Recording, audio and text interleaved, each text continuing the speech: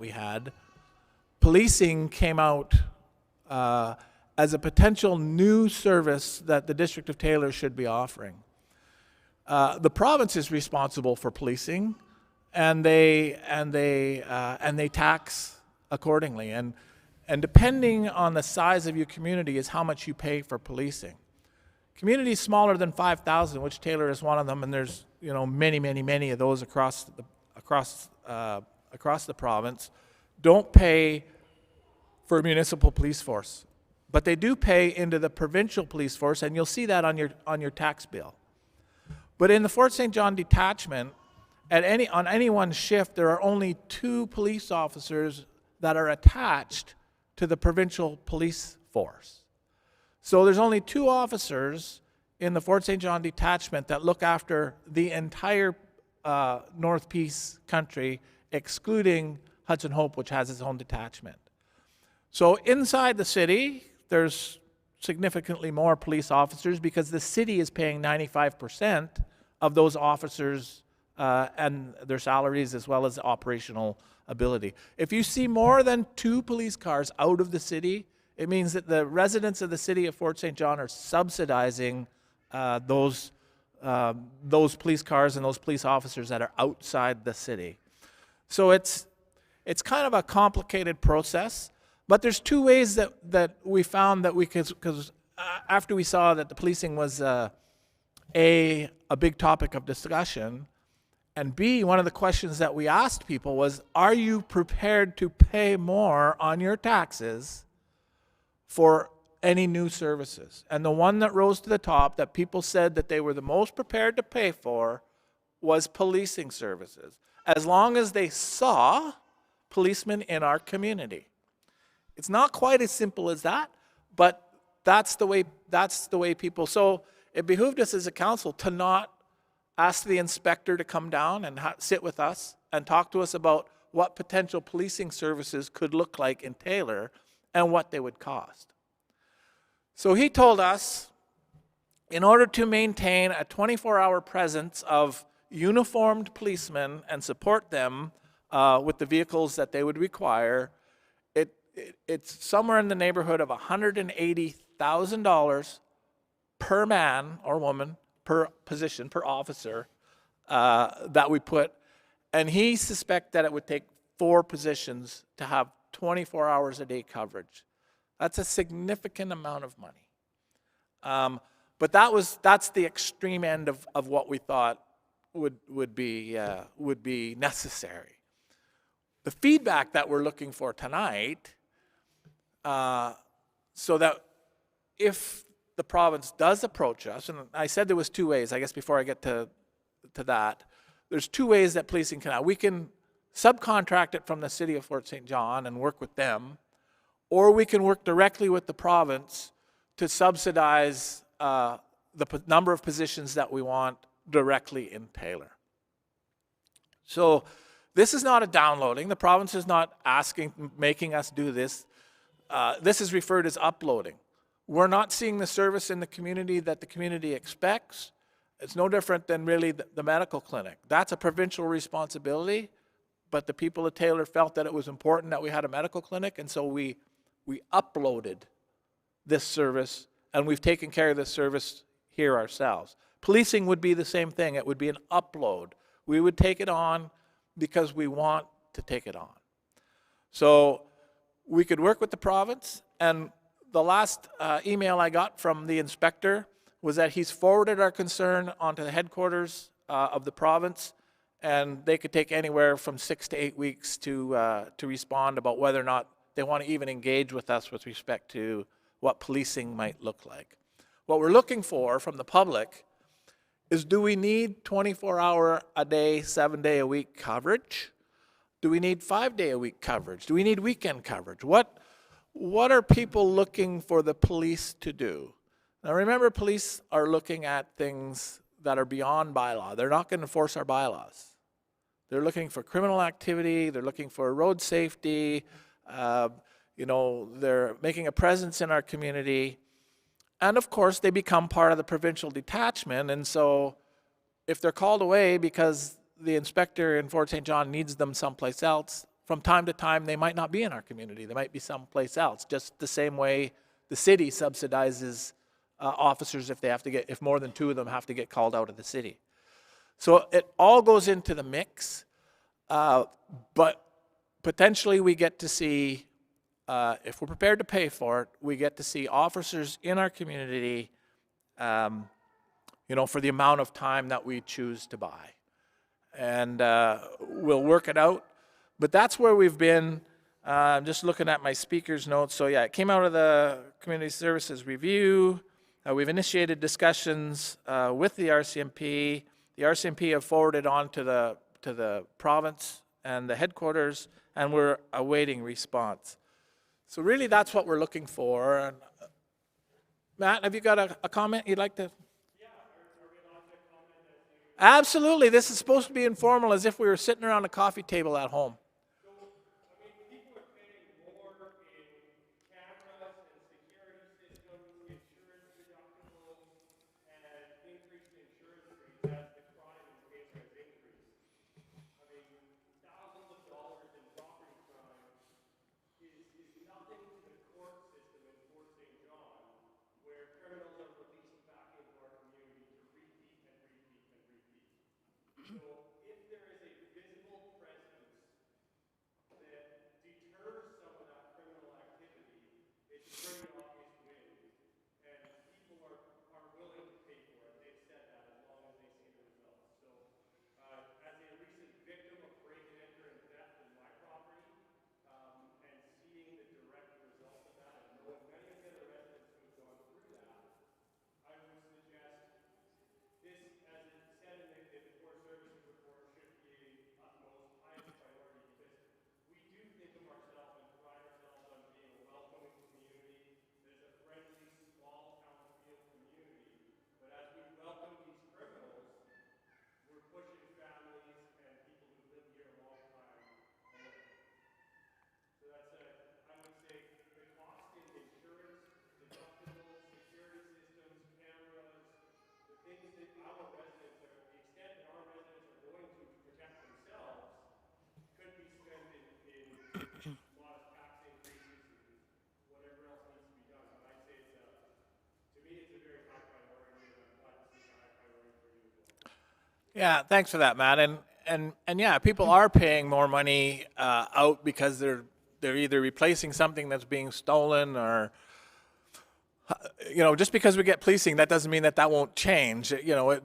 That could still happen, and I think over time, though, and I think your point is that over time we'll start to see a reduction of costs to people in insurance premiums and loss of property, that sort of thing. which will make it benefit. So I think I hear some comments. Go ahead, please, Councillor. Do I have to push the button or no? No. Okay. If you're green, you're good. Green means go. I'm green. Green to go.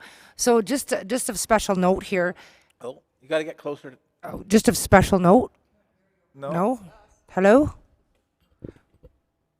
Do we need to switch between mics, or? All right. Do you want me to just speak up? Okay, so it should be noted as well that we've had a few conversations with the RCMP in Fort St. John, and what a lot of the residents don't know or are aware of is that we actually do have quite a lot of police presence in Taylor. None of us are naive to the fact that we do have issues. We have a lot of undesirables around. So what happens is that when these undesirables are in Fort St. John and they end up at their court dates and they get their fines or out of jail or whatever happens for their punishment, if they will, one of the things that happens is that the courts say, okay, you're in trouble, here's your fine, go about your business, but you can't live in Fort St. John. You have to stay within a 5-mile radius outside of Fort St. John city limits. So what does that do? It pushes these people out to Charlie Lake, down to Taylor, surrounding areas. So we're kind of in a hard spot, right? Because they're not allowed in Fort St. John, so where do they go? They come here, unfortunately, right? And then we're left to deal with them. But there is there is police presence. I know that we don't see the actual RCMP vehicles driving around as much as what we'd like to. To me, that's a police presence. Hey, there's a cop car over there, so the cops are down here doing something, right? But there is police presence down here on an ongoing basis, and they are looking for criminal activity. They know who these people are. They are watching them. They're fully aware of it. They're just following the process that they have to. And so please don't think that there's never any police presence down here. And I understand the frustration, like with yourself, Matt, with the break and enters. Absolutely. You know, I have a home security system. I have cameras all over the place. You know, I get it. And there's a reason for it. Don't get me wrong, I wasn't saying that I'm unhappy with the police presence. Yeah. Because when, they responded very quickly and very well to the incident at my property. Right. And it led to 23 guns being seized and multiple arrests and lots of good police work by Bylaw and the crew and the RCMP. Right. But their presence for the next 2 weeks, we saw nothing going on, and we saw multiple arrests over and over and multiple actions by the police as a direct result of that. So I know that we didn't pay for that. The Providence did and Fort St. John did because we have lots of police here. But the more they're here, the more they're present, the less likely these criminals are to be out and about. Absolutely. I don't want other people's families to feel unsafe in their own homes. Yeah. My wife was home at 10:30 at night when my garage was broken. It's scary. Yeah. And I mean, that's led to her reconsidering and me reconsidering living in Taylor. Yeah. And I don't like it. Yeah. This is where I call. Councillor Right. Telfer? So one of the things when we met with the RCMP that they did stress to us was we can also help with our bylaws. So we're looking at that. Is there a bylaw that we can put in place to make it more difficult for certain people to live in Taylor? So that's another thing that we're looking at as we go forward with the policing and what that service looks like as we hear from the people of Taylor. Yeah, so there's potential for us, what Councillor Telfer is talking about, is there's potential for us to put in a bylaw that would hold property owners responsible. Some of the residents that we feel are some of the problem areas, problem residences or buildings or homes are rental properties. And we might have landlords that don't even live in Taylor who have some of these folks living in their properties. If we see, and this bylaw has worked well in Prince George, so there's an opportunity for us to look at it here as well. There's an opportunity for us to hold property owners responsible for the actions and activities that are happening on their properties, even if they're not living on that property. And so that's one of the things that Councillor Telfer is talking about and that we're looking at. And I think our protection committee will look at that as we work forward with the RCMP on what increased policing Absolutely. looks like. We hear from a lot of people, of homeowners that have their homes for rent, and they actually really, most of them don't seem to have a clue what's going on in their homes that they rent out. The people, their references check out, they pay their rent on time, there's no reason for them to doubt anything until such a time as that it's a few months later or even a year later that the homeowner starts getting calls or letters saying, hey, what's going on at your house there? Like, what's happening? And then by that time, well, it's already snowballed into something way bigger than what it should have been, right? So are there any other comments from council with respect to the policing issue? Are there any questions? Can I just get you, Betty, can I get you to get the mic to her? Yeah. Yeah, but apparently the people live stream can't hear what we're talking about yet. And we have some 30 that are watching. Did you say that it's $180,000 a year to have one officer here? Yeah. That's I what didn't was know quoted if I to heard us. that right. $180,000 per officer, pays their wages. Housing? I don't think they get housing, but So office? the office one space, their officer. vehicle, you know, any protective equipment, all, Yeah. you know, the firearms that they use, all of that is part of that 180,000. Okay. It's all So, in. Yeah. and it could be paid for by Taylor taxpayers, or the province could maybe supply us with a police officer? No. Well, the province has no intentions of supplying us with more than what we have now, which is 2 officers per shift. From Fort St. John. That's right. Operating, and they look after the entire Northeast region. So what we're talking about here is enhancing policing services by going ahead and paying for officers out of Taylor tax dollars. Having one physically in Taylor.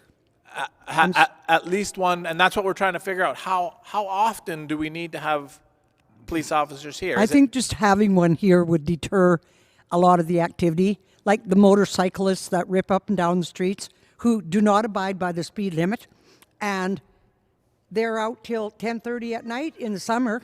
Yeah. So those are the types of things that potentially the presence of a police officer in the community. Right. I don't think the police want to come down and chase these kids because they're long gone by the time the police get called and get down here. Yeah. And it's not the end of the world. It's Yeah. just really annoying that you can't sleep with your windows open Yeah. because of them. And, you know, that may be a bylaw issue more than it is, I mean, if they're crossing public highways, that sort of thing, then it becomes an issue for the police officers. But if they're on our Residential. streets, you know, that's a And bylaw alleyways. issue, and the RCMP are not going to enforce our bylaws. I just want to make that perfectly clear, that the RCMP will not enforce our bylaws. That's our problem. But they will enforce provincial laws and statutes as well as federal laws and statutes. So, yeah. Go ahead. Yeah. And the one thing about calling the police when you see something is they have told us many times is that even if they can't respond at that time, it still is logged as a call. So the more it's still logged as a needed call, right? Yeah. So the more documentation and logs they have, the more justification we have and they have to the province for more policing. So that's another little piece of the puzzle. Yeah, is making reports. I know there were a lot of people who will say, I'm not going to make a report of that illegal activity because it's going to take 20 minutes for the RCMP to come down here and they're never going to do anything about it. And that sometimes is a fact. But the other fact that Councillor Ponto, the other fact that Councillor Ponto, it becomes a number. It becomes part of the overall statistical base that justifies more policing in our community. Matt? Can I get you at the mic? Can I get you the mic? Just it's only because the people in the live streaming can't hear us. Just a minute. Stand back and speak up. Yeah. On the bylaw piece, I agree. We could do more with our bylaws, but our bylaw enforcement is complaint driven from 8:30 to 4:30. Yeah. Monday to Work Friday. days only. So Yeah. if you're saying we're going to address policing by having more bylaw enforcement, perhaps, But then we peop- got to address the fact that bylaw enforcement needs to be available and actually enforced. Okay, but more on that sense though strictly. And I too, would say for, and bang for our buck as Taylor residents, I could care less about a minor bylaw enforcement, but I care more about the violent crime, the property crime, we're going to see more people getting hurt in Taylor, either because residents are taking things into their own hands or because, the criminals have no deterrent in the court system to stop them from doing it. Yeah. Thanks, Matt. And I just wanted to make sure that people understand that if we do get RCMP here, they're not going to be looking after these complaints of neighbors, and they won't necessarily look after the motorcycles or the ATVs running up and down the streets or in the alleys. That's not their job. Their job is the more violent crime and property crimes.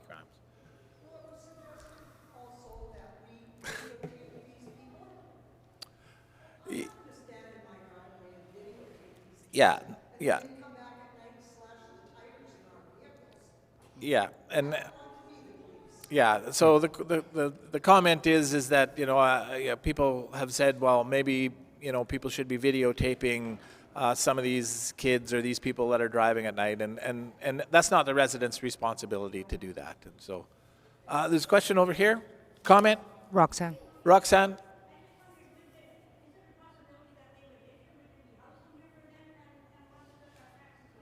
Yeah, so no, unless an RCMP officer decides to live and locate here on their own, I don't believe that housing is on top of or extra to the $180,000.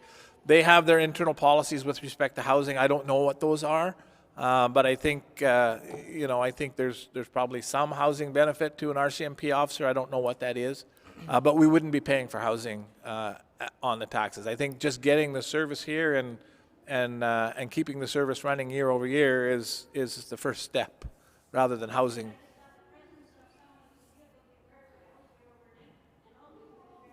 Yeah, you're right. It would be good to have somebody, RCMP officer, living in our house or in our community. Yeah. Mayor Fraser? Sorry, in our community. Mayor Fraser? Anyway, yeah. I just see a question come up. I just seen a question come up on the Facebook Live here. Thanks, Mike, for that question. Neighborhood watch, a viable option. At one point in time, Taylor did have what was that? A block? What is it, like a block watch or a citizens on patrol? Yeah. There was one in place one time.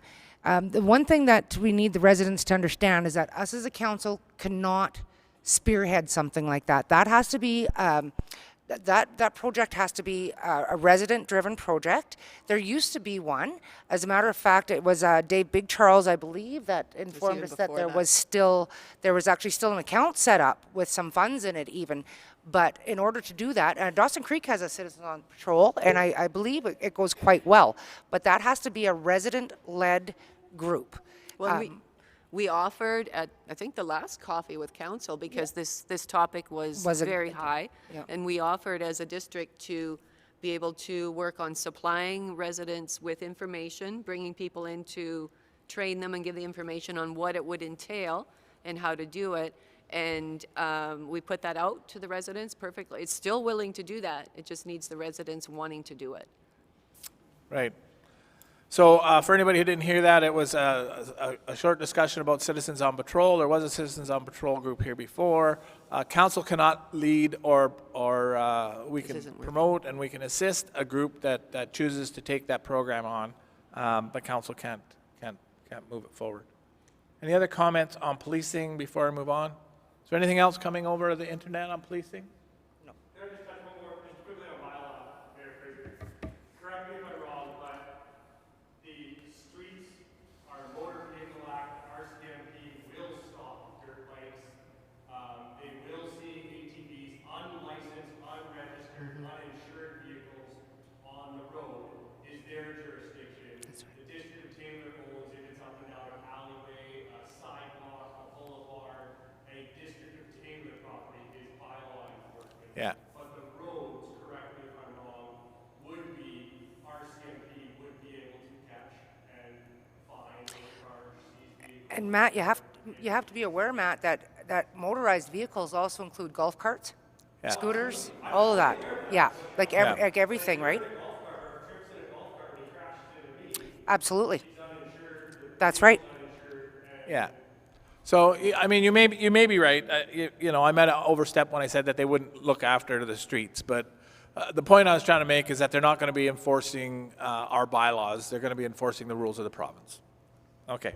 So if there's nothing else coming in, then we will move on to the animal responsibility discussion, I guess, and the potential bylaw that we're moving forward. The Protection Committee is looking at this. So I will turn it over to Councillor Turnbull and Lunenburg, who both sit on that committee, to sort of lead the discussion around animal control issues in Taylor. Councillor Turnbull? Okay, thank you. So, as you're all aware, it's not working at all? No. It's working on the live stream, Is but it? not in the hall. Not in the Oh, law. okay, I'll just speak up then. So why don't you sit here, because this one's working. Okay. Is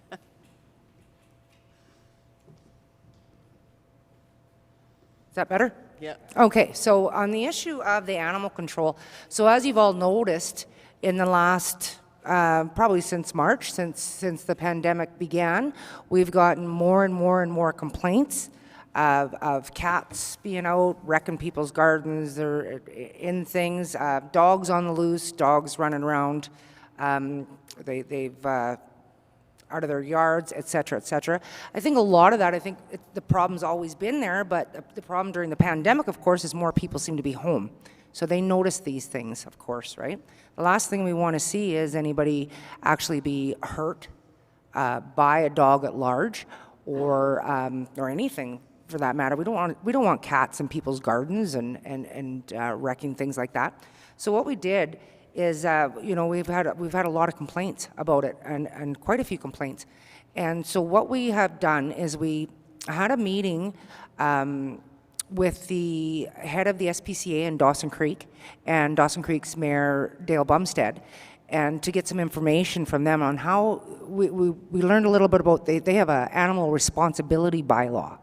So what that is that they have they get a grant from the province.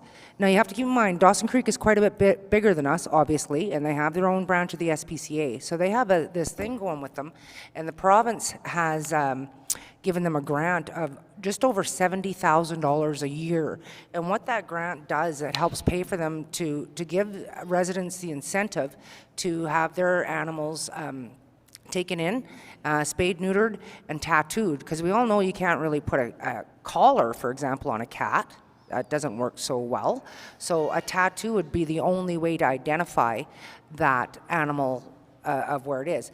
Now, also, the other thing is that if you have a cat, like say, Roxanne, you have a cat, and your cat is sitting on your porch, right? And it's not enclosed, it's not on a catio, it's not tied up. That's a cat at large. And the bylaw officer could pick that cat up and hand it over to the SPCA. So what the deal that Dawson has with their SPCA is they work hand in hand to give the residents a good deal, if you will, for spaying and neutering, and there's a small fee if your animal is tattooed of $5 a year, I believe, for a cat. And their program has worked really well, they say, for them. So where we're at right now is basically working with the Fort St. John SPCA to see what kind of partnership we can come up with them. Right now, we pay the SPCA in Fort St. John $5,000 a year, and that is for the SPCA doesn't come down here and wrangle out a loose dog and take it back, right? Our bylaw is usually having to take the animal into town, but we pay them $5,000 a year in order to keep that animal, to find the owner, or if nobody shows up, to unfortunately euthanize the animal. So we are still in the works with that. Unfortunately, it's not a quick process as what everybody would like to see. So basically, we're looking at residents to see how far do you want this bylaw, this animal responsibility bylaw to go, right? Councillor Lunenberg? No, you basically covered it. So is there any thoughts or comments? There is one point of clarification that I would like to make with respect to that. It wasn't the province actually that gave them the grant. It was association of that's associated with PetSmart. Oh, right. Sorry, Rob. The company. So just so that people don't expect that the province that you start pestering the MLA that the province should be giving us some money for, and that Dawson Creek got some money. So it didn't come from the province. It came right, from Pets. from PetSmart. I think they've got animal ownership. Then they kinda have group. to apply for Yeah. that every year, is that Right, correct, yeah, right? that's right, yeah. So it's not a given. It's not a given. Every year you have to apply for it. So one year you could get it, and one year you might not. So the funds still have to come from somewhere in order to pay for that program. Could,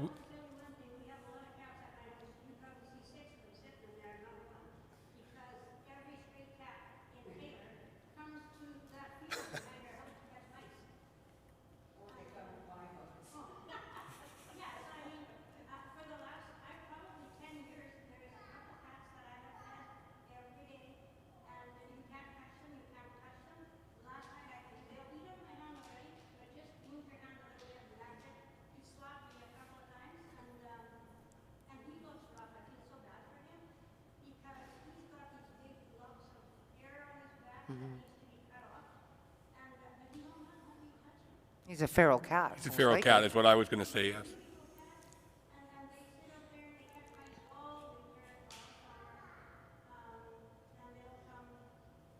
Which they, absolutely, I mean, cats have their place, right? Yeah, go ahead. If it's a situation with a feral cat, then we need as a community to approach the SPCA and see if they're able to humanely trap them. Okay, if you let me finish, a situation a couple of years ago where they did actually come out to the Osthero pit, and they did manage to catch a mother with her kittens or whatever. And I've noticed even in the time that I've been here since 2014, the feral cat population has actually gone down considerably. But again, if it's a feral cat, that's not who we're targeting if we have this bylaw. This would be, for homeowners in apartments or in homes or whatever, and they let the cats out, and now it's a situation where they're going into people's property and into their gardens and stuff. So,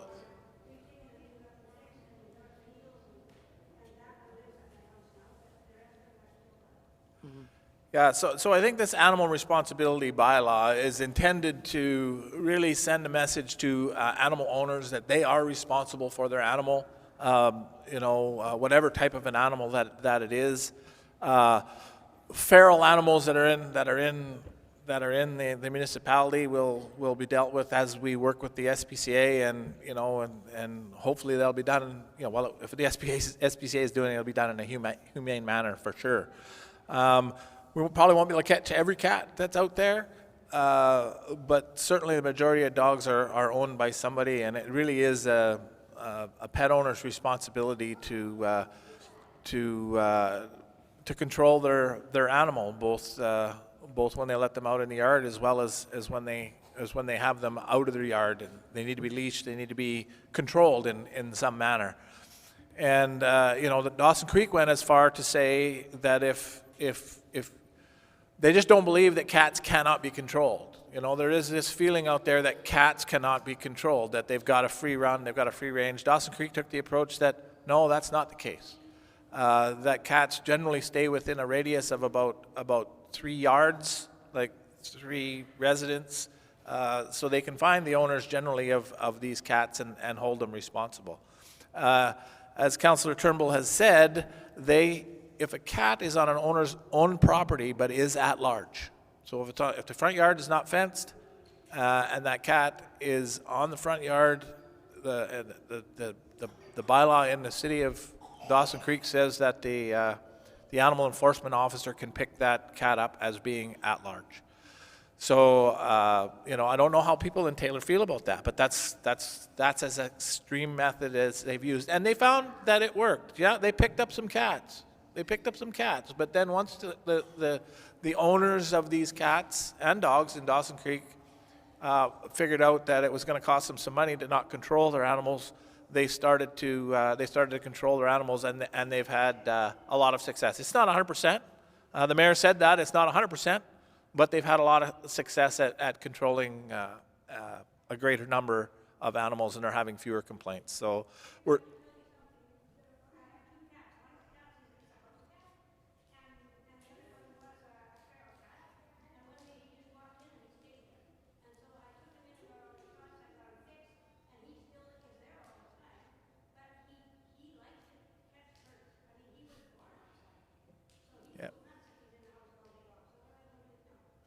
Yeah, he'll get picked up.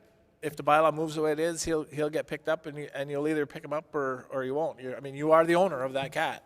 As much as that cat, feels that it needs free movement around the neighborhood, that's what there are some of your neighbors who may, and I'm not saying specifically that this cat is causing a problem, but there are neighbors around you that may not feel as open as you do to having a cat roaming in the neighborhood. Yeah, and that's absolutely true, because we just don't have an animal responsibility bylaw in place. We've never dealt with cats in the municipality before, and Councillor Turnbull, it wasn't high on our radar. We were getting complaints, there's no doubt about it. It wasn't high on our radar.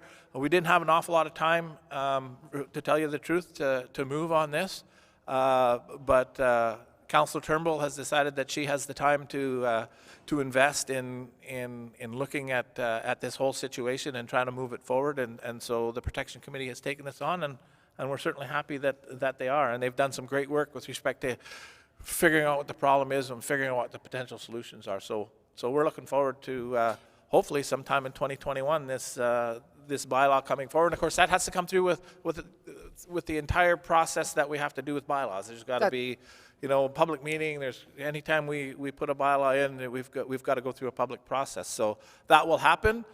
We won't do this without letting people know, particularly pet owners, that we're moving forward with this. So right now, I think it's actually called an animal. Right now, it's called an animal control bylaw, and it'll change from an animal control bylaw because it's not our responsibility to look after your animals. Yeah, is, it's the pet owner's responsibility. So that's why we're changing it to animal responsibility. And somebody has made note on here too that somebody's made note on here too that a lot of these cats that are out there, like what you mentioned, Roxanne, they're taking care of the mice problem in the back fields or whatnot. What do you do, right? Yeah. Which, that's great that they're keeping the mice population down. However, there's also the flip side where they're causing a lot of people grief as well. They're crapping in your neighbor's garden. Go Yeah. ahead, So Council. there's a comment online that when someone asks a question not from the mic, they can't hear it, so if we Yeah. could repeat. And we have 30 people right Yeah. now online, so. Yeah, so, and I think, there's reluctance for the people in the audience to get up to the mic here. So I think if you ask a question, we'll try to summarize your comment and we'll repeat your question so that the folks online know what the question is. Okay? All right. I don't mind taking the mic out either, and then we don't have to switch it from hand to hand either. Yeah, so if maybe one of the councilors can do that. Matt, are you standing up because you have a question, a comment? I don't mind coming to the. All right, come on up to the mic, Matt. My wife berated me for not talking loud enough. I normally speak loud enough. So I appreciate the animal responsibility bylaw and all the work that you're doing that. I was kind of wondering if you might be able to share some of the information about the amount of time that staff might spend chasing dogs or stray cats and what that actual cost is to the residents. And I'm sure the numbers have been done, and I'm just curious kind of what that cost benefit is. How much are we recovering when we find the same person after we've picked up their dog 4 times?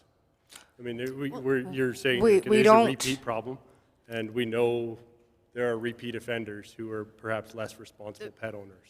So Go ahead, could you share a Councilor. bit of information on that? The one thing that the SPCA in Dawson Creek told us was, I just caught my attention when you said how much time do they spend chasing them, is they said that with the education they were doing and the responsibility they were putting on people, it isn't about going out and chasing them. It's about if you report something, you report a problem dog or you report a problem cat, then they will go there, and if they need to trap it, because chase a cat and try and get it and catch it, right? And so they identified that and said that was a big thing that they did not do unless there was a reason, let's say an injured animal or an aggressive animal or something like that. But that was one of the first things they said is you can't chase a cat and go get it. So it was more on a response. And I know you mentioned before in a complaint process, but for that particular type of situation with the dogs and the cats, that's what they found and worked towards and was the most successful. So at the moment, we are spending $0 chasing cats.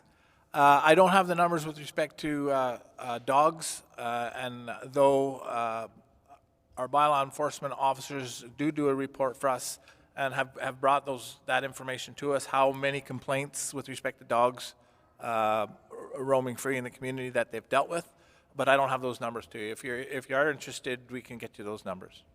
And we can post those on the website, because I believe we got a report some months ago, but I just can't recall. But I'm thinking that it's like 30% of the bylaw complaints are animal related. That's a number that's sticking in my brain, but I could be just pulling it out there somewhere too. So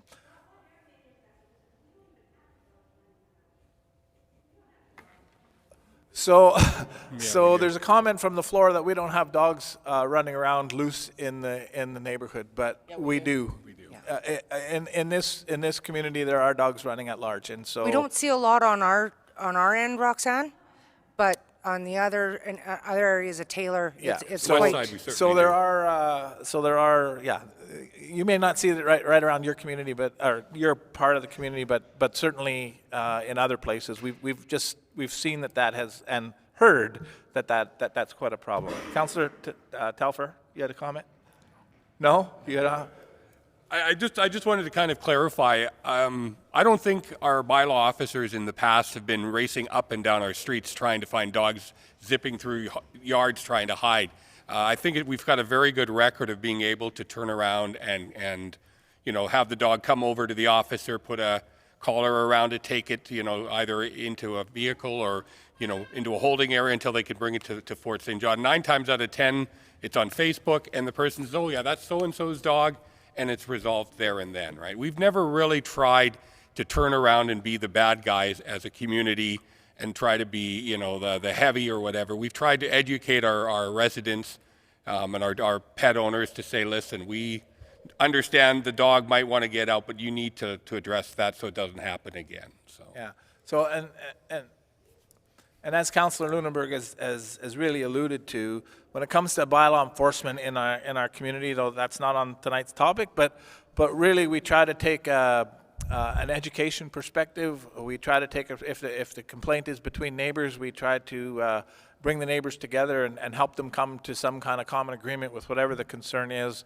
But really it's around, particularly for dogs right now, it's around ownership responsibility and understanding what our bylaws do and pet control issues. So it's around education, most of it. They have taken dogs to the SPCA in the city, and as it's been alluded to, we pay $5,000 a year for the SPCA to look after those animals and deal with those animals in a humane fashion. If we were to have to build a kennel or some kind of facility, it costs considerably more than that every year for us to deal with those concerns. So bylaw enforcement generally is education. We have had to deal with a couple of significantly dangerous dogs, I guess. I think we considered them to be dangerous dogs, and there's a definition for that. We have had to do that in the last couple of terms. But those are few and far between. Matt, I see you're at the mic again. I just want to reiterate, we're placing a lot of emphasis on the importance of bylaws and how our bylaws are going to protect us from this animal responsibility, and we're going to educate people. But bylaw enforcement in Taylor is 8:30 to 4:30, Monday to Friday on a complaint-driven basis. So until we start really strongly considering changing that, then all this talk about bylaws is useless. We've talked about that, Matt. That's been everyone. So that's one of the things that we really have to focus on. And then on the dangerous dog side of things, I mean, there's a Rottweiler and a Boxer that live on 99th Street. It's the south side of town, not the north side. Like Roxanne said, she doesn't see it in her neighborhood, but see it in yours. Yeah. Lower. And we've talked about that actually, Matt. I brought that up, and I've actually wondered, like, well, how come why don't we have our own bylaw officer? Yeah, I mean, the issue is really, I could phone at 5 o'clock when I get home from work and take my son for a walk because we're being chased by a dog. Yeah. But there's nobody to come and do anything about it. That's right. And I get told, and I have been told, bylaw enforcement is work day, work week, that's it in Taylor. So I think that that's an important conversation that hopefully I know you're having. And that needs to be, if we're going to place a heavier weight or emphasis on our bylaws to protect us, whether it's whether it's a grass cutting or nuisance animals, we got to place a heavier emphasis on the bylaw enforcement and have it be proactive, not reactive, and risk losing some of our small town comfortable and once again, that position, like a strictly a bylaw position. Once again, how do the residents feel about hiring another person at $90,000 a year? If we're paying a bylaw enforcement officer $90,000 a year to chase dogs. I'm just guessing. But absolutely, I think that we do need to consider that, and I know you are. But I mean, a bylaw officer would also be like a building inspector, bylaw guy type of thing, right? But so we're kind of getting off the topic with respect to the animal responsibility. I know where you're coming from, Matt. Bylaw enforcement could be a topic for Service levels. certainly it's a service level discussion. It could take over an entire meeting with respect, because there's pros and cons to active bylaw enforcement. Right now, we consider our bylaw enforcement to be passive, not active, and there's two sides to that position, I guess, whether we want somebody actively out there driving around looking for bylaw enforcement, or whether we want to continue to have it in a passive manner where people phone in complaints. So that's, again, that's a service level requirement and potentially a topic for another one of these in the future. And I would suggest that if we put that on a coffee with council, it will be the only topic for that particular evening, because it can go on for quite some time. Any other comments from the floor? It was just a gentleman who said he would chase dogs for $90K a year.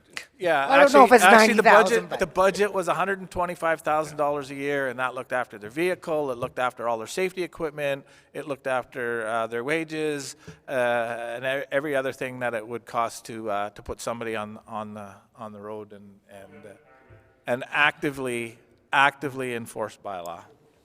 Okay, so I'm going to move off of the animal responsibility and move to the Jarvis Crescent subdivision. Everybody knows that we built that subdivision and we're close to completion. I'll let Councillor Telfer sort of speak to where we are with respect to that, and just say again, the COVID set us back a little bit, but Councillor Telfer, would you like to talk about Jarvis Crescent? Maybe you better sit I here. certainly would. I can't hear.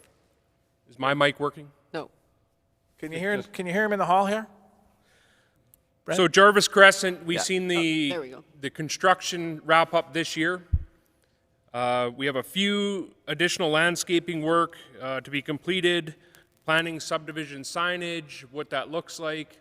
We want to make sure that we do that up nice. It's in memory of our previous mayor, Fred Jarvis.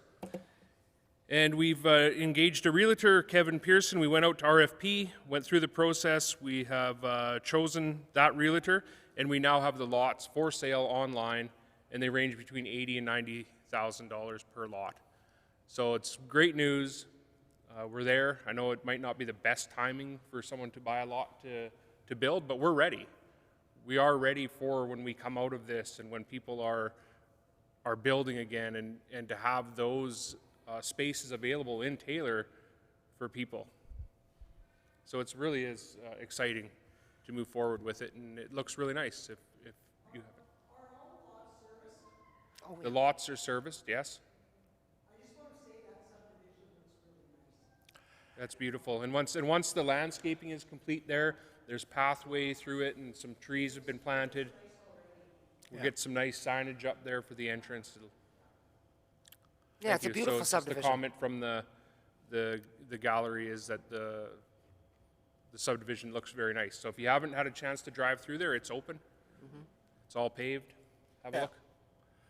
Yeah, and again, it's our responsibility. You know, we're selling those lots for $80,000 to $90,000, and we really want that subdivision to take off when the time is right for it. We'll have to plant some grass and keep that grass cut, and make it a subdivision that somebody would be proud to live in. And so that'll be our responsibility until we've got houses on every one of those lots, and people are looking after their own yards. So I'm excited, and I think everybody else is excited as well to grow our community in a responsible way, and that's one of the ways that we're doing it.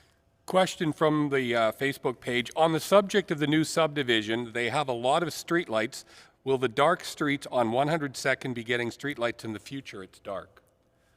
So the question is not necessarily about the subdivision, but about street lighting and street lighting in the community. And I'm actually going to turn that over to Brent, whose committee, the Public Works Committee, is actually looking into that, because it's one of the topics that we felt was important to look at over the next few years. So street lighting is something that we're currently looking at, and we're currently looking at retrofitting some of the bulbs that are out there over to LED that will provide more light. Once that is done, we also have on the plan is to just look at the lighting throughout Taylor. So there was a look done by a company that specializes in street lighting, and they drive around, have a look. What do we have? They measure the light volumes throughout different places. So we are looking at that. We've heard that through the Core Services review. We certainly heard that from several people, that there are streets in Taylor that are not lit like they should be. So it's on the plan as well. Yeah, and BC Hydro is actually looking at incentivizing the changeover of streetlights from the old halogen style to the newer style of lights. So, you know, we'll certainly try to take advantage of any resources that BC Hydro might be able to assist us with in doing that. There's a lot of streetlights in this province, and there's a lot that need to be switched over. So, you know, we'll do our best to become part of that program, but certainly street lighting is on our radar, and for sure it's in the 5-year capital plan, and I know the committee has done a little bit of a streetlight survey already, and they're moving this forward. So hopefully that answers the question that it's on our radar, and we're looking to move that forward. We've really focused last 10 years, maybe 12 years on paving the streets and getting the sidewalks up and running, and that's complete. That's pretty much complete now, and so now we can turn our streeting focus to our street focus to the lighting on the street, and because we think the paving was done fairly well, and we're ready to move to the next phase, and that's street lighting. Any other questions coming in on any of the topics so far? Anybody watching, seeing?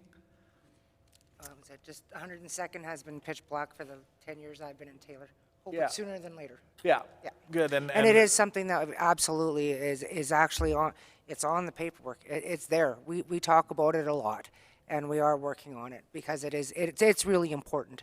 Yeah. It might even hit the 2020 budget, except, you know, the COVID requirements and the questions that we had, you know, hit us right at budget development time in 2020, and our staff did a fantastic job bringing us budgets and iterations of the budget that, you know, we kept sending it back because we just didn't think that our budget reflected the ability for most people in Taylor to pay. But that's a timely way, perhaps, to switch over to COVID and how it's impacted our community. I think probably one of the biggest departments that was hit, although every department was hit to some degree, I think Recreation took one of the biggest hits because it was all about, you know, you couldn't put a lot of people into our facilities at any time. And we've got a lot of recreational facilities in Taylor, and we had some great programs in Taylor. But unfortunately, if you can't put on the programs, you have some difficulty putting people into and that the Recreation took a hit on that. So Councillor Ponto, would you like to speak a little bit about the Sure. COVID-19 and how we're dealing with that? Well, tonight's a perfect example of how we can or cannot use our facilities, of how we're set up today. So it was something that came late in our budget process last year. Can you hear? Okay. How about we switch?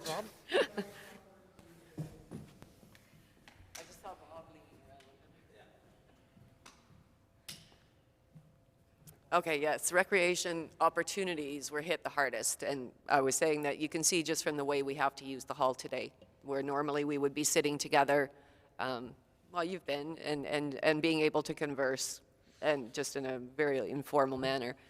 COVID hit everybody when we were on the verge of adopting our 2020 budget last year. So with what was being projected and what we knew that was coming forward, we revamped it within about a month, 5 weeks. Between February and May. Yeah. Okay. So staff put in a huge amount of time, and our focus was on being able to help residents, because all the projections showed that everybody was going to be really financially hit hard, as is the municipality, but also that we would be losing an immense amount of revenue by not being able to have our facilities open. So we came through that process. I never want to go through that one again. But as time went on, and I have to say that our staff has been amazing at keeping up on, because it's ever changing with COVID, keeping up on what needs to be done, what can't be done, keeping us informed for our decision making. And through all of that, there's been so much learning going on, and things have been changing with the province because we're totally mandated by what comes from the provincial health officer. We were able to, our arena is open right now. It's in a more limited capacity than usual, but the user groups themselves have their own limitations. We were able to, in a more limited capacity, operate the golf course this year and meet financial budget targets, because at the very beginning, when the possibility of the golf course opening was, council said to Ryan Galley, our manager, and said it has to pay for itself. I mean, there would be basic maintenance that we would do because we don't want to lose the golf course, but the operations had to pay for themselves, and they did. We were able to open Peace Island Park, again in a more limited fashion with all sorts of COVID restrictions. So those are all good things that happened this year. We lost things like programs and Halloween parties and stuff like that for that, and that's out of our control, that we just had to follow that. Coming up, we're starting to go into budget discussions, and especially looking at next year. What next year is going to look like, it's not 100% sure, but we're going to be looking at different scenarios. For example, 2019 was a normal year. What did that look like? What could we do out of that type of a budget with the COVID restrictions? Look at 2020, when the COVID restrictions are so tight, and how much of that do we have to keep going into 2021? Because we know nobody ever, anywhere is going to be able to just open everything up and continue on. It's not going to go back to the way things were anytime soon. So that's been a real process. The budget over the next few months, we'll be formulating and looking for it. We'll be looking for resident input into it, and so that we can try and come up with the best budget and the best operations that we can, given all the restrictions that will still be there. And then, I think Mayor Fraser has some numbers about the taxes. A question there too about recreational programs. When can the bleachers be open again? Yeah, so apparently there's a question on the bleachers and the when we might consider opening the bleachers. I do believe. Sorry. Mike did have an update on at the Okay, recreation. so go ahead. Okay, Betty, you want to speak it? Okay. There was a question that came online about when can the bleachers in the arena be opened again. The quick answer to that is we don't know. And our Parks and Facilities manager at the last Recreation Committee meeting told us that there again it's coming down from the province, because people are wondering, because right here you're social distancing, so why can't we do it in the bleachers? And they're coming down is spectators are not allowed. And he said 2 facilities have been closed down already because of that. One of the facilities wasn't just an arena, it was a multiplex where they had a pool, they had an arena, they had the whole Indoor. building was shut down because they allowed spectators in the stands. The other, he just told us that the other day. Yeah, that was yesterday at yesterday's rec committee meeting. Yeah, it was, and I believe they received a fine too, did they not, of $60,000? Something. Yeah, So it was the short quite answer substantial. is we don't know when the bleachers will open because it's going to be according to what we're allowed to do. And it's all done on provincial recommendations, the health officer's recommendations, and our Parks and Rec director, acting director, he is receiving emails on a weekly basis, Almost if not daily. more, if not daily, on things that are changing. And you know, I really do have to say that we do really appreciate our staff taking care of that stuff, because it is a lot to go through. Things are constantly changing, and they're keeping up as best as they can.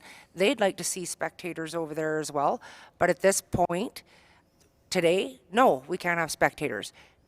Next week, who knows? It's just anybody's guess until the provincial health orders change and what the recommendations are, and that's how we go about keeping our residents safe, is by following the provincial health orders. And we've heard that other facilities and other places allow spectators. I can't comment on that. I don't know. We have to concentrate on what we can do and what we're allowed to do based on the information that we get.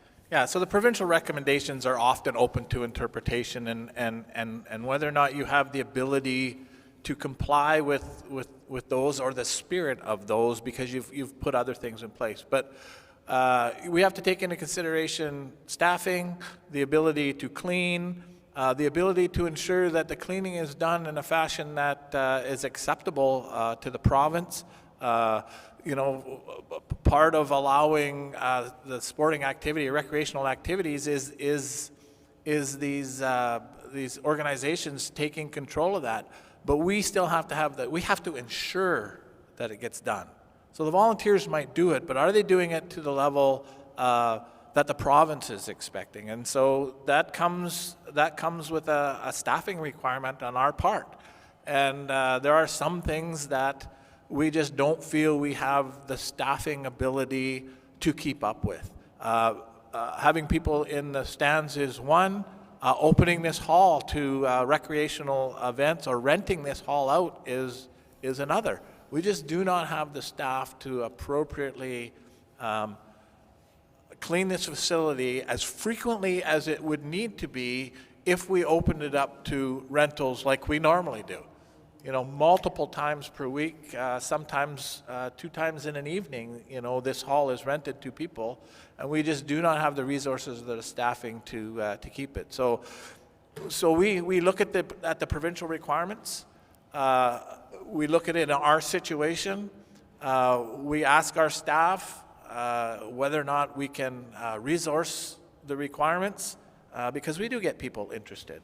We had to turn a group down just the other night about renting this hall because we're just not in a position yet to rent this hall on a frequent basis. And you know, it's when it comes to our recreational facilities, you know, no spectators, and that can be difficult sometimes, particularly for the real little ones, because there has to be volunteers to look after the real little ones that are doing hockey or figure skating. And the clubs are stretched at doing that.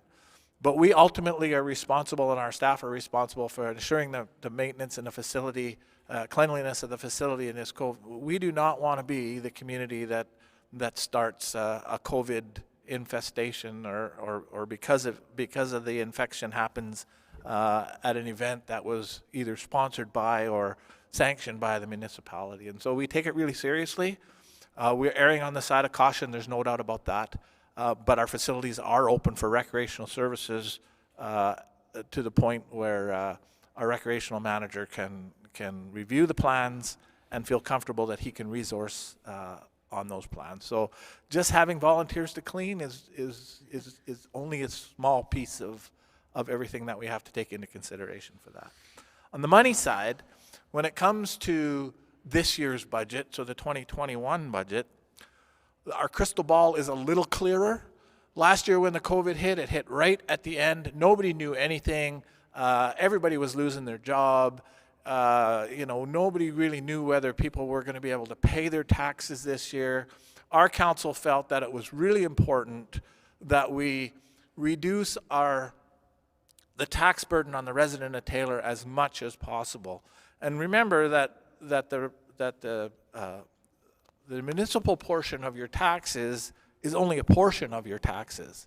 There's the regional district, there's the school board, there's RCMP, there are these others that we have no control over. But we thought we needed to do as much as we could, and we cut $2 million out of our budget, which is a third of our budget, operational budget.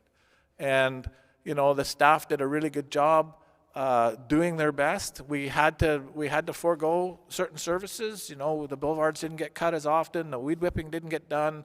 Our community took a bit of a hit. There's no doubt about it, because we only get one kick. We only get one kick at that budget. Once it's approved and passed, we don't get to come back to the taxpayer and say, "Oh yeah, but we need this money," or "Oh yeah, but we need." So we had to put our crystal ball on. We had to do our best. We cut the budget. Some would say we cut it too far. You know, just listening to the concerns about people who didn't see our fireworks display this year is a simple thing. But, you know, back then, we couldn't see ourselves spending money on a fireworks display or a lot of other community events when we saw people losing their job and their inability to actually pay their taxes. But in the end, it actually was not that bad. We know that the tax money will come to us. People will have to pay their taxes, and it goes into arrears. The province gave, the province pointed out, and I think our staff did a good job finding our ability to extend some of the deadlines so that people could take longer to pay their taxes than they normally would have to, and there wasn't any penalties. Of course, every time those penalties, although we don't want to see them, we don't want to see taxpayers have to pay those penalties, but it is a form of income to the municipality. When you extend the deadlines, you don't get that penalty money anymore, and that's fine. But again, it's just another small source of revenue that's not coming. We were concerned in March, April, and May as to whether or not, because of the ability or inability of people to pay their taxes, that we might be in a position where we had a cash flow problem in the municipality to keep it operational and running in the last few months, October, November, December, because the tax money was not coming in. We did not want to have to be in a position, the province allows municipalities, or they did because of COVID, to borrow against the reserves for operational. And that's not done very often in this province. But every municipality has reserves. We talked about those because you need to plan for the future, and so you keep reserves. And there are some communities, many communities around the province who didn't see the taxes coming in and needed to, they didn't cut their programs perhaps, and they saw that they were in a position where they had to borrow money against their taxes to continue, or probably against their reserves, to continue their operations because they're in a cash flow crunch. That didn't happen in Taylor because we really cut the budget pretty far. And the COVID requirements started to relax. So we took a very conservative perspective with respect to income from the golf course, for instance. We didn't expect to see a lot of income from the golf course. But because people were at home and because they relaxed the requirements with respect to golf course, well, they didn't relax it. What they did was they said golf courses could comply. It's an outside activity. People can stay at least 6 feet apart. You don't have drinking. You don't have restaurants unless it's in the outside area. So we were able to actually operate the golf course under those conditions, and we saw some income. We saw income that we didn't budget for. Because there were a lot more people at home, people took up golfing. We saw more golfers. We saw more greens fee. Peace Island? The same thing happened at Peace Island Park. We didn't budget for much, if any, income, but yet we still had to pay the contractor. But we negotiated a better deal with the contractor with respect to when it was open, when it wasn't open, how much we had to pay. So all of those things were took into consideration in a very short period of time, because we were almost done our budget when the COVID requirements hit back in March. Staff did a great job, but guess what? We were able to open up Peace Island Park, and we started to see money flowing in there. And so our budget turned out pretty good.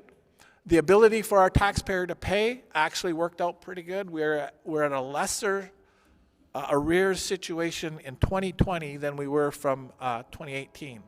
So in other words, a higher percentage of people paid their taxes in 2020 when in this COVID year than we thought might be able to. I think people are getting through, our economy is rebounding to some degree. People are starting to get back to work, and a higher percentage of people are getting back to work. And so we can take all that into consideration as we move into the 2021 budget. I said, and I'll stand up and say that I said this, that 2021 would look more like 2019. I don't know if it'll get right back to 2019, because who knew that this COVID would last as long as it's lasting? Nobody knew that. But we have to put our thinking caps on again. We have to take that crystal ball that's pretty murky right now, a little clearer than it has been, and we have to look at that for 2021. If the province does not allow big gatherings, we're probably not going to see many of the programs come back that we had in 2019. And if we're not doing the programs, there's no no work to be performed. we've got to really look at the budget again with respect to what are we doing? Is there areas where we can move our staff to different parts of the community to play catch up with some of the things that didn't get done last year? Of course, we've got this core services review and service levels to figure out. So maybe we can put some of our staff to work on those. So there's all kinds of things that we have to think about and be open as we go through this year's budget. The budget will go through the same process. The meeting, what day is it today? Tuesday. The meeting yesterday, we talked about really what the timelines look like for the budget this year. The first iteration of the budget will come to us, operational budget, at the first meeting in December, and then later on in December we'll look at the capital budget, and then from there we'll start massaging it and modifying it, and we've got until May 15th, I think, middle of May, to actually finalize that budget. But we'll be looking for input from industry as well as from the residents of Taylor with respect to what services they'd like to see and how we might go about paying for those. So are there any other comments with respect to how the COVID has impacted Taylor and some of the things we've did? We cut to the bone, there's no doubt about it. And in a couple areas, maybe we cut too far. But we're a little bit smarter this year, and we know a little bit more about the COVID expectations of the province. Anybody else? I just wanted to add that, I feel, I'm a taxpayer too, right? We're all taxpayers. You know what, we cut the budget pretty harsh. We went deep. We cut a lot of things, that people really loved and still love and would like to see come back. But please remember that, we're thinking as taxpayers, and we really need to save that money where we can for things that are essential. Like, what happens if our main water line busts or our sewer line busts? Like, we have to have that money in place. So we need to be quite frugal with what we're spending on. So thank you to the taxpayers of Taylor for being understanding. And I know it's a tough year. It's a tough year for everybody. And, we don't, you know what? Yeah, I missed the fireworks. Absolutely I did. But I also know that one day they're going to be back. So I have to just keep hope on that. And that in the meantime, I'm just going to be working for the residents of Taylor to save the money so that we're not dipping into reserves, getting ourselves in trouble, because that's not the way to go. Last comments from anybody? That was really the last topic that we had of the night.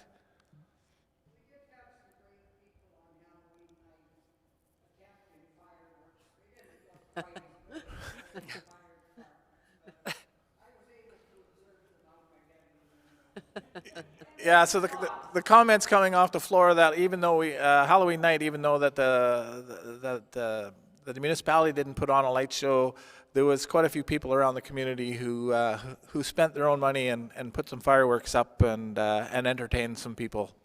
So I guess for some people, thank you, and for others, they maybe weren't so happy that their neighbors were setting off fireworks. That's always a double-edged sword. But I heard good comments. Thank yous to those people who tried to do the best to entertain the kids and their neighbors with some fireworks in Taylor. So let's consider it to be a positive win rather than something negative. Except for that bylaw against fireworks, but. Yeah, except for the bylaw that says you're not allowed to have personal fireworks. Yeah, okay. So any last comments or questions about these 5 topics off the floor tonight or off the internet? I'm conscious of time. It's 8 o'clock, and for some of us election buffs, there's something going on that we probably want to get back to and pay attention. Hey, there's people that are doing local bingo. Need has their online bingo on Tuesdays. Oh, okay. So there's an online bingo going on as well. I'm just curious if Matt's going to announce his candidacy for council in 2022. There's a couple of comments that he should be running. I don't know. Yeah, it's a little early for anybody to be announcing candidacies for their 22. He's got a couple of supporters for the online. election in 2022. So I guess I'll wrap up by saying thank you very much to everybody who came online and asked the questions and made some comments. We're always open. We want people to give feedback to us about that animal responsibility bylaw about the policing and what policing levels that we want, and knowing now that potentially, we're looking at $750,000 increase in our taxes with respect to a maximum amount of uniformed police officers. Are people prepared to take their share of that? Remember, 50% of our budget is paid for by our industrial partners, and the other 50% is really picked up by the rest of the residents of Taylor, along with our own sources of income. So it's a significant amount of money that might be placed on the taxpayer, and we really want to make sure that we're doing it right. So we're looking forward to any input that anybody out there might have with respect to those two potential bylaws, and of course the budget. Everybody's welcome to put their comments and concerns in, either individually, verbally to any of your council members. Email any of us, email the district, get onto the webpage and make a comment on the webpage. There are different ways that you can get a hold of us and let us know what your thoughts are, and we're certainly here doing this because we're looking for thoughts. Hopefully, we'll do 2 or 3 of these a year. Hopefully the next time we get together we'll be able to put a few more people into the hall and have a more kitchen table like conversation. So Rob, if there's nothing else, when you're closing, just because you have a better mic than I do you want to, one thing that will still happen but in a different fashion is Remembrance Day? Yeah. Just so that people know. Yeah, so we will be putting on a Remembrance Day celebration. Our fire department will be laying wreaths, so if you're interested in having a wreath laid at the cenotaph, get a hold of our staff so that we can get that in the line. We will be doing it online. We will be streaming similarly to this, a presentation and celebration of Remembrance Day on the 11th. So pass that along, please, to anybody. There'll be a lot of people watching online, I'm sure, the National Remembrance Day ceremony. But we've been doing it here for Taylor for a long time, and we get a lot of comments about how well it's done, and so council has felt it necessary that even in this COVID year, we're going to do our best to put on a Remembrance Day ceremony. So thanks for reminding me about that. So with that, thank you very much. Thank you to our staff. Thank you to council for giving up their election night to come and be part of this. There's coffee and treats there too. Yeah, there's some coffee and treats if anybody wants to fill up on your way out. Really, when we were looking at the date, we really, all of us forgot that there was something else going on tonight that a lot of people would be interested in. But again, we think these topics were important enough to bring to the residents of Taylor and anybody else who was interested in listening. So thank you for coming out, everybody. Thank you for your comments and questions. And again, we look forward to your input in the future. Thank Russell, even with his Oh yes, and Russell, thank you very much. Even though I started the first 5 minutes and then you came out and told me that nothing was streaming. But thanks for your time. You always do us a good job. And send your invoice to Tyler. Okay. One last Before we comment. close, when we have meetings like this, it sounds like there is a lot of dissension and maybe a bit of criticism because we all have different opinions. But I just wanted to say that in Taylor, I've lived in a few towns in a couple of different cities. I have never, ever seen better snow removal and road maintenance than we have here in this little community. We have a joke at our house. It's snowing 5 flakes. The guys will be out, and they are. So thank you for that. You're welcome for that, and we'll pass that along to our staff because they really deserve it. Those guys do they get up early and they work hard all week long. So thank you for that. Okay, thank you very much, everybody, and we look forward to your comments in the future, and thanks a lot for coming out.